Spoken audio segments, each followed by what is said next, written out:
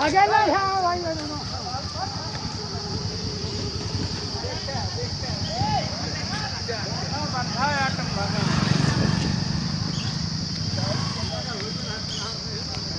चले गए रोड को। अरे उधर ले बा।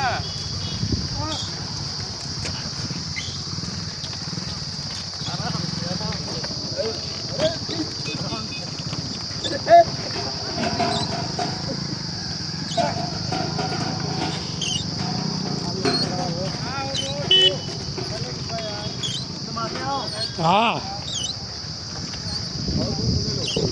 वाइड एंगल ले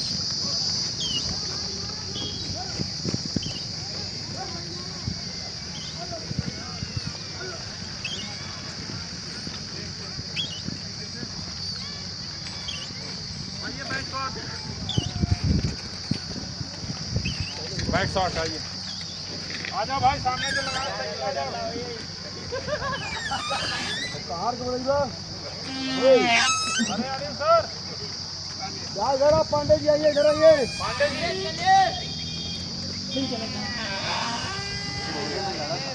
बोल रहा हूँ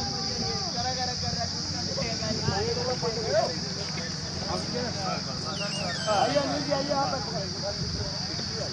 अबे चिट्ठी झूठा पता चल रहा है इसमें। हम लोग जा रहे हैं अभी तिलक चढ़ाने। पहले जमाने में क्या होता था जब हम शादी में जाते थे